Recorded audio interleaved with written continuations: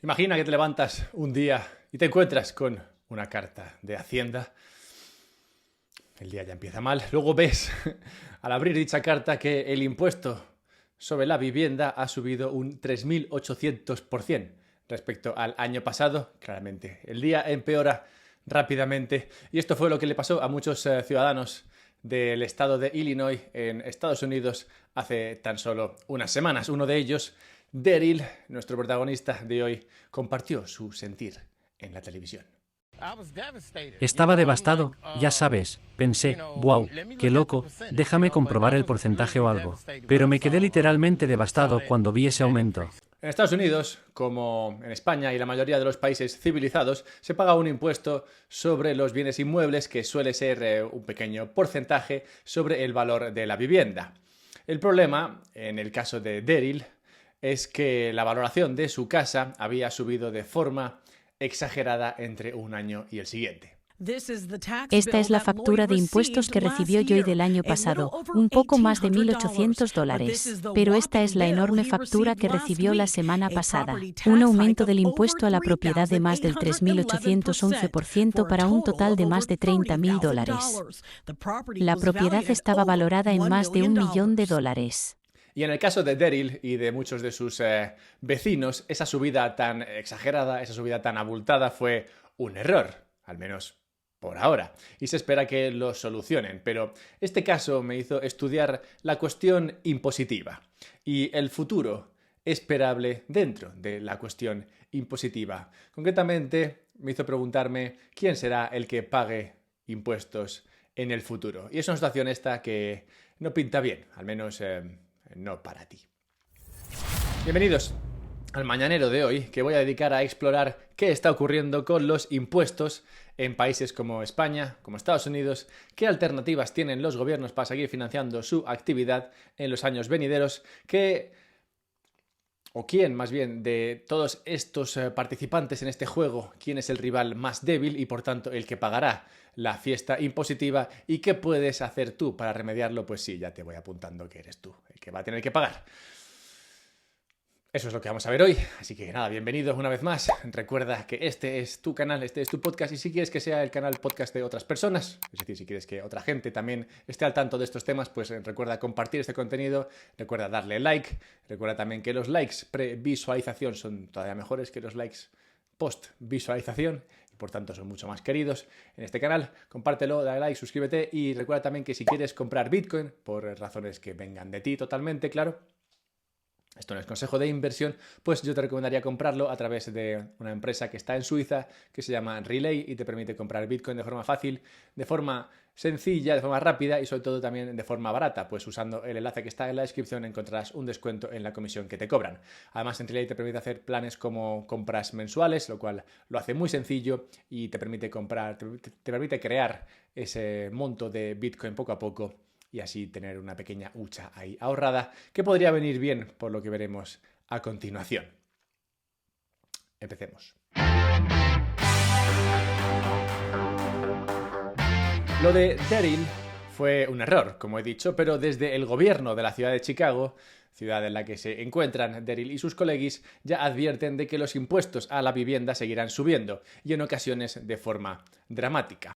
Si vives en los suburbios del sur, es posible que te sorprendas, ya que los impuestos a la propiedad han aumentado casi un 20% y eso es un récord. Así lo indica un nuevo análisis de la Oficina del Tesorero del Condado de Cook. Es el mayor aumento en 30 años. De esos 15 suburbios, 13 tienen población mayoritariamente negra. La tesorera del Condado de Cook, María Papas, dice que el fin de las reducciones de COVID y las empresas que apelan sus evaluaciones están impulsando los aumentos de impuestos. También tiene una advertencia para los propietarios de viviendas de la ciudad. Este aviso de que la cosa se va a poner peor es porque no queda otra que la situación se ponga peor en cuanto al tema de los impuestos. Y esto porque en Estados Unidos el gasto social, es decir, el gasto en ayudas sociales, el gasto en defensa, gasto militar y el gasto en intereses sobre la deuda que tienen que pagar Estados Unidos por la deuda que tiene, consume ahora mismo un 110% del total de los ingresos de Estados Unidos, es decir, del total de lo que recauda en forma de impuestos,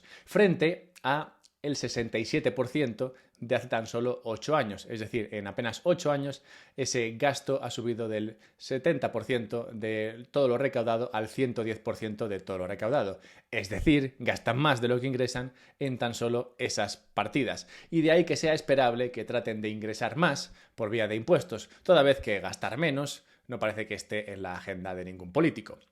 Y esto viene de antiguo, el Estado siempre trata de mantener su nivel de ingresos o idealmente aumentarlo, incluso cuando las mismas leyes que ellos sacan adelante perjudican o puedan perjudicar su recaudación. Y el mejor ejemplo de esto lo tenemos en el origen mismo del impuesto sobre la renta en Estados Unidos. El impuesto sobre la renta es este que pagas sobre lo que recibes de tu empleador y tiene un origen interesante, pues cuando Estados Unidos impuso esta conocida como ley seca y prohibió el consumo de alcohol en los años 20, el gobierno estadounidense inmediatamente dejó de ingresar alrededor de 500 millones de dólares de entonces en forma de impuestos. Pues al final, si no puedes comprar y vender alcohol, pues tampoco puedes meter impuestos. Esos años coincidieron con el asentamiento y el crecimiento en las tasas de impuestos sobre la renta y también con el incremento en la base de contribuyentes. Y esto es porque, al final, si no conseguías dinero del alcohol, pues tenías que conseguirlo de algún sitio. Y dónde mejor que entre los salarios de tus ciudadanos. Es decir, esta subida y digamos, asentamiento del impuesto sobre la renta vino dado por la necesidad de reemplazar los ingresos perdidos por los impuestos al alcohol. Y no queda ahí la cosa, sino que la Gran Depresión de los años 30, que se produjo, como sabéis, después de ese crash del 29, esa depresión que redujo fuertemente las rentas de los americanos, también jugó un papel crucial en ponerle fin a esa ley seca. Pues al final, en 1933, se derogó dicha prohibición, permitiendo nuevamente el comercio de alcohol, para así restaurar esta fuente de ingresos que ahora mismo sí que hacía falta, pues como habían caído las rentas durante la depresión, pues había que cobrar por algún sitio, así que oye, que vuelva el alcohol y al menos cobramos por ahí. Así que al final del proceso se pagaba por el alcohol y también se pagaba por la renta. Un win-win para la población. Bien jugado. Y este tema es importante.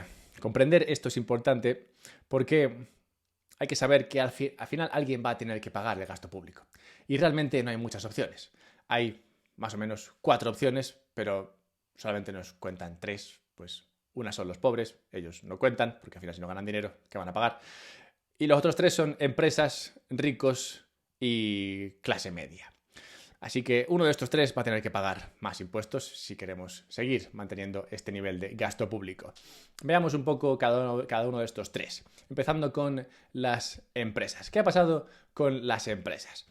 Bueno, las empresas pagan impuestos por los beneficios que obtienen con su actividad y el tipo impositivo para las empresas en Estados Unidos vio su máximo en el año 1968, un máximo que estuvo alrededor del 53% y que cae desde entonces hasta el 21% al que llegó en 2018. Es decir, ha bajado casi, más de 30 puntos porcentuales en tan solo 5 décadas.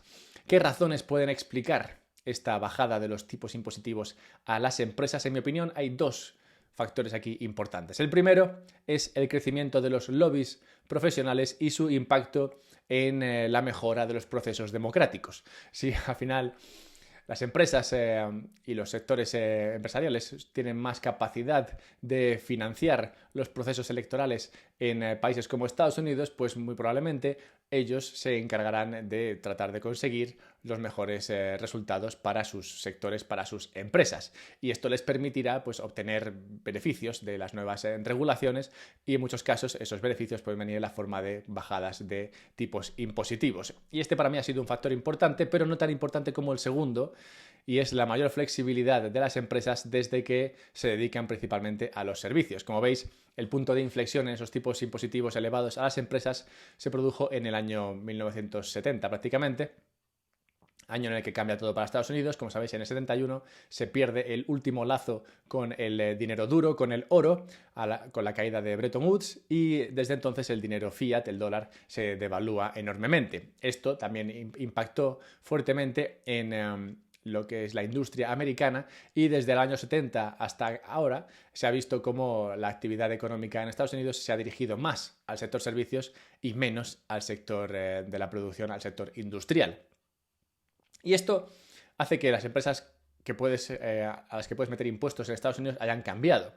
Por ejemplo, empresas como Facebook, como Amazon, hacen mucho más dinero que una empresa dedicada a la producción de cosas físicas con mucha menos gente, y además no están atados a una fábrica. Y por tanto es más difícil negociar con ellos subidas de impuestos. Pues al final, si tú le llegas a Facebook o Amazon y les dices, oye, te voy a subir el tipo impositivo un 10%, pues dice, bueno, pues ves esta oficina, pues me la pongo allí, en otro estado donde me cobren menos y me quito de problemas. Esto, por ejemplo, lo vimos recientemente con Tesla, que se cambió de Delaware, donde tenía tipos impositivos bajos, pero gente que tocaba las narices a Musk, y se fue a Texas, donde los tipos impositivos también son bajos y además te tocan menos las narices. Lo que implica esto es que las empresas a día de hoy son diferentes de las que había en Estados Unidos en los años 70. Las grandes empresas hoy son empresas de servicios que no están tan atadas a un lugar y por tanto pueden negociar con los gobiernos con mucha más fuerza y por tanto exigirles que no les toquen los impuestos demasiado, pues si lo hacen se pueden ir a otro sitio fácilmente. Por tanto, las empresas no tienen pinta de ser las que vayan a pagar más impuestos a futuro, así que fuera, veamos el siguiente, veamos qué pasa con los ricos. Pues igual son los ricos los que pagan la fiesta. Cuando Buffett se hizo cargo de la empresa en 1965, una sola acción valía $19. Hoy vale casi $500,000. Buffett posee casi 240.000 de estas acciones.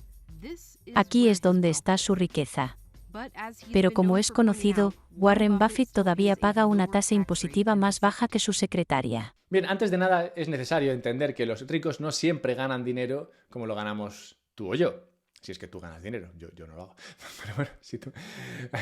no funciona de la misma manera. Y esto es porque el tipo impositivo de los ricos muchas veces es inexistente y por tanto puede ser mucho mejor, o mucho menor, claro, que el de una secretaria, por ejemplo, como veíamos en ese corte. Y esto es porque los ricos son ricos porque tienen su riqueza en activos mobiliarios o activos inmobiliarios. Por ejemplo, las acciones, como en ese ejemplo, son activos mobiliarios, activos que se pueden mover de un sitio a otro y que no pagan nada, no pagan impuestos, mientras que no se vendan realizando una ganancia. Los ricos siempre lo son porque el valor de sus activos crece o porque tienen muchos activos que suben mucho de valor y se convierten en ricos. Pero eso no quiere decir que esos ricos generen realmente un ingreso anualmente. Puede haber años que uno de estos mega ricos no tenga ningún ingreso, pues no decida no vender ningún activo ese año, entonces no tiene ningún ingreso, o decida vender algo a pérdida, lo cual tampoco generaría un beneficio y por tanto tampoco tendría que pagar impuestos sobre eso. Mientras que un trabajador normal que reciba unos salarios, pues sí que tendría que pagar por ellos. Y claro, tú te podrías preguntar, pero Alberto, adorador del maximalismo y la propiedad privada, a ver, esta gente tendrá que vender en algún momento y entonces les cazamos.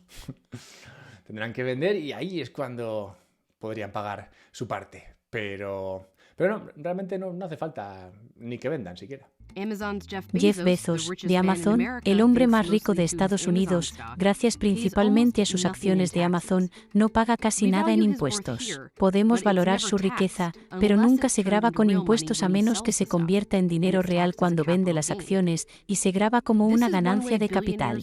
Esta es una de las formas en que los multimillonarios pueden técnicamente valer tanto dinero pero pagar tan pocos impuestos. Algunos multimillonarios, como Elon Musk, pueden obtener préstamos sobre sus acciones y vivir de ello. Ni siquiera necesitan vender las acciones para convertirlas en dinero para gastar. Sin venta no hay impuestos. Esto es, puedes vivir toda tu vida sobre incrementos en tu riqueza. Una riqueza que puedes usar como respaldo de deudas en dólares o deudas en euros que te permitirán vivir y te permitirán comprarte coches y pagar la gasolina y pagar el seguro y todo esto. Todo esto sin tener que vender nada y por tanto sin tener que realizar ninguna ganancia, simplemente pidiendo préstamos sobre la riqueza que tienes acumulada. Y si tú como gobierno dices, bueno, pues no me sale de las narices permitir esto y voy a gravar la riqueza allá donde exista, pues los ricos se pueden ir simplemente y ya está. De hecho, Esto fue lo que hizo Bezos hace poco, cuando dijo, mira, Seattle está muy bien, he vivido aquí muchísimo tiempo, pero mira, en Miami hace más sol y además no me cobran impuestos. Así que me voy. Bien, por tanto, las empresas no tienen pinta de que vayan a ser las que paguen, los ricos no tienen pinta de que vayan a ser los que paguen y por tanto comprendería que empieces a sudar un poco, pues si vas llevando la cuenta, solo queda un candidato por pagar más impuestos, solo queda un candidato a ordeñar y aquí es donde entras tú. Este es tu papel y es que tu papel va a ser el de pagar más impuestos. Concretamente, el papel de la gente con rentas altas y la gente con rentas medias. El caso de la gente con rentas altas es interesante, es decir, el caso de estas personas que ganan mucho dinero. Estas personas tienen que pagar impuestos, claro, y pagan impuestos al tramo más elevado. Ese tramo más elevado de impuestos ha ido bajando también desde los años 70 hasta alrededor del 40%. Y desde ese 40% han empezado a subir. Es decir, se han beneficiado de una bajada de los impuestos en las últimas décadas, pero nunca por debajo, al menos en Estados Unidos, de ese 40%, cosa que se replica en muchos otros países, y desde ese 40% están empezando a subir. Es decir, están empezando a gravarles un poco más esas altas rentas que perciben. O sea que a estos les puedes pillar, pero no son tantos. A quienes realmente vas a pillar, o sea, donde realmente vas a ganar dinero bien para mantener ese gasto público, es aquellos que no tienen escapatoria alguna, que son aquellos que obtienen rentas medias. Estos caen con todo el equipo, pues no tienen lobbies que los protejan, no tienen flexibilidad tampoco, ni en muchos casos tienen activos que los protejan. O sea que estos pillan. O sea, si alguno tienes que pillar, son estos.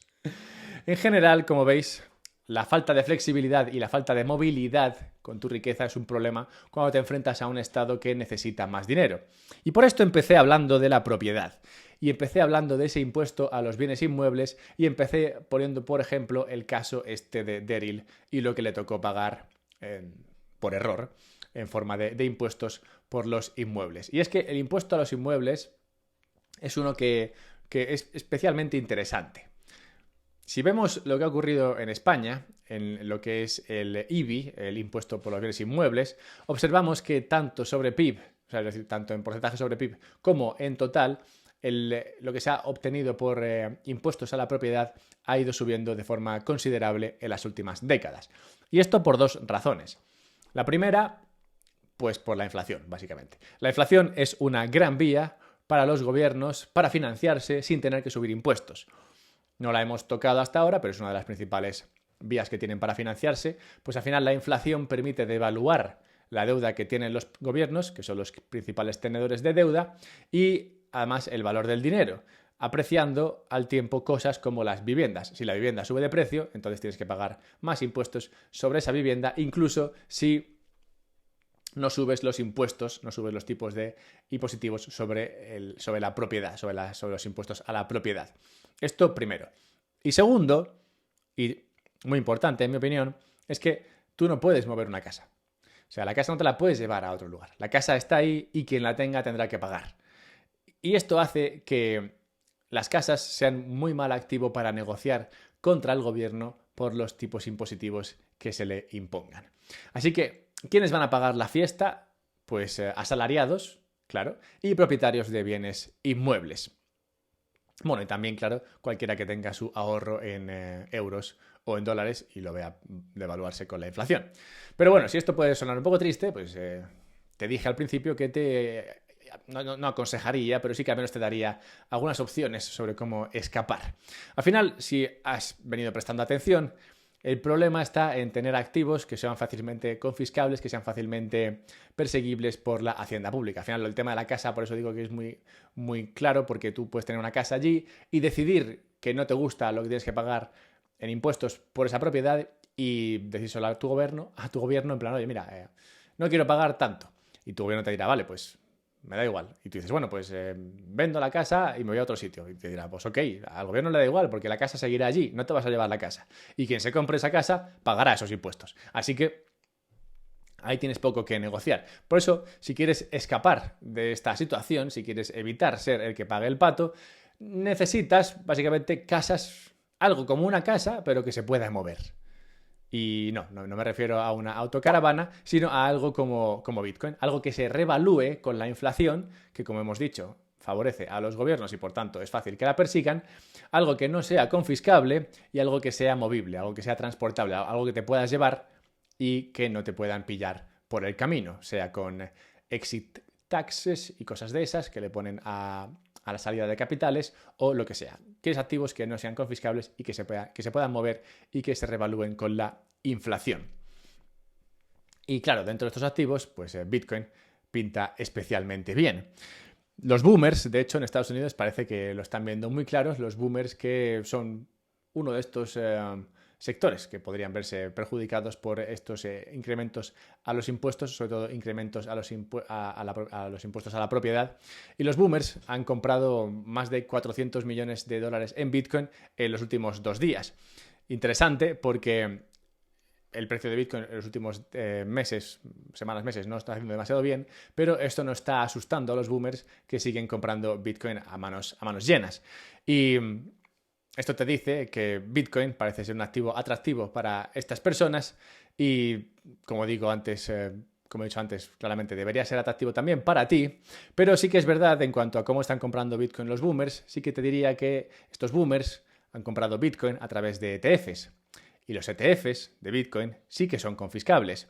Por esto te diría que igual es mejor si compras Bitcoin directamente. Pues de lo contrario puede ocurrir que un día te levantes y recibas una carta, como la que recibió Daryl, pero que esta carta no sea del fisco, sino que sea de BlackRock y que sea mucho más devastadora. Antes de cerrar el mañanero de hoy, con la necrológica, dejadme simplemente recordaros un par de cosas.